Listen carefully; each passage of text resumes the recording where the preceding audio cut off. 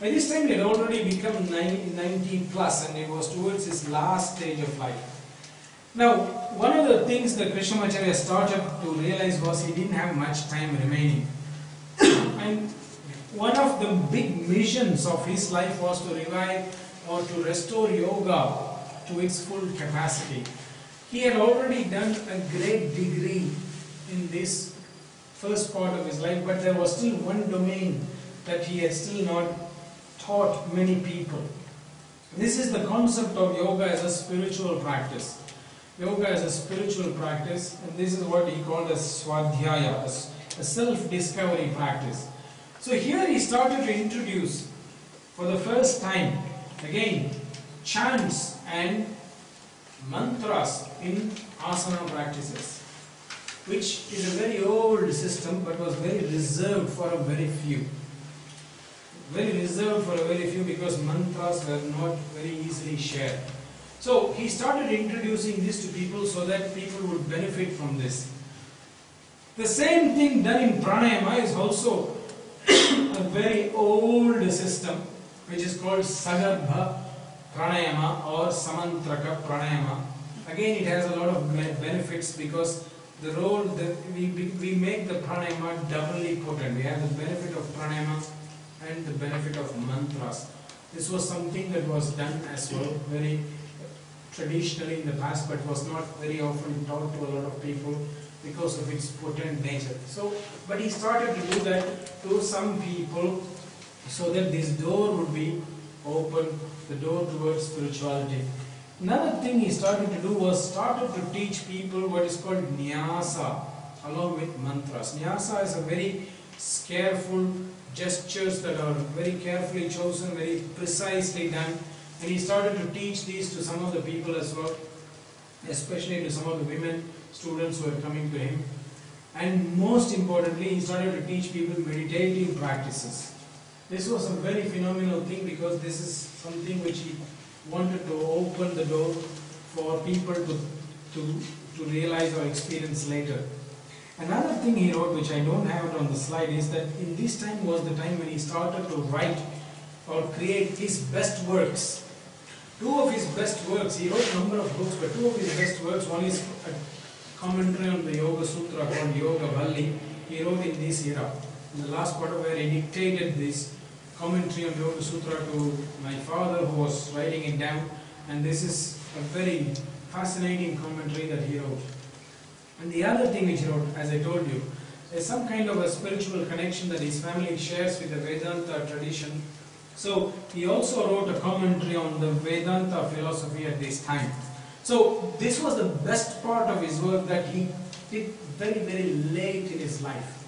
Very, very late in his life. There are probably a million reasons for that. But he wanted to do that so that there is something for the future generations even if he is not there. Mainly because he wanted to open the door of yoga as a spiritual process to the future generations. Well, a very fascinating benefit of all of this is when we start to evolve in a spiritual capacity, somehow our hearing and listening becomes better. When I say hearing and listening, I should just put the big term, perception becomes better. This is also something Yoga Sutra philosophy talks about. It says that when you realize the great potential that you have inside, your senses become much, much more refined. So this is something which happens, and this is something which I think some of the people who are learning with him also started to experience at this time. And then it starts to integrate yoga's multiple tools into one potent practice. You must understand one thing. Classically, yoga was not at all practiced like we are seeing in the world today. It was not that asana was separate, breathing was separate, mantra was separate, etc. All the tools of yoga forms an integrative approach where all the yogangas come together. That is the very definition of the word yoga. It's a union. It's a union of many of these tools. It is not a separation. You can't say, well, we do asana, we don't do pranayama, or we do mantra, we don't do meditation. It's actually something that integrates all of this, and then only yoga becomes most potent. If some of you have benefited from one tool of yoga like asana, Imagine what is possible when these different aspects of yoga come together. This is what he wanted us to experience, and perhaps this is something that may happen in the next few years, long after he is gone.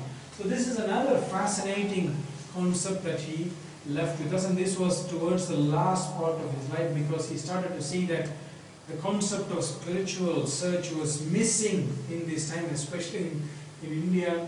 It started to decline, and I think many more of you outside India are interested in spiritual traditions than people in India.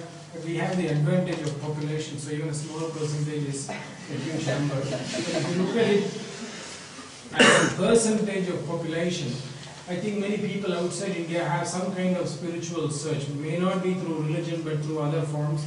And this is something which is missing now in my country, but hopefully it will revive. And this is the reason for that he left this door open for future generations. And that's when in 1989, on the 28th of February, he passed away when he was about 101. And there's a lot of things that happened before and after this, and this is the end it came. So if you look at his work, it goes through a period of 6 different kinds of teaching, each one for a certain purpose. So when we say, or when we understand that we would like to understand the yoga of Krishnamacharya, it becomes very important for us to understand all of these aspects. Only then we can understand what his teaching represents. So this is something which I hope some of you will do, and I actually prepared that. That's the number of slides I actually prepared, because I thought it was only 1 hour. But if you want to speak more, we can speak more, or if you have some questions, we can have some questions.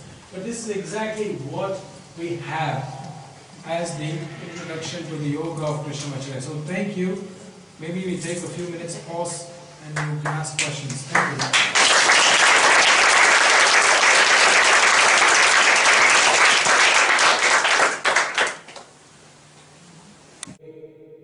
प्रकाशक्रियास्थितिशीलं भूतेन्द्रियात्मकं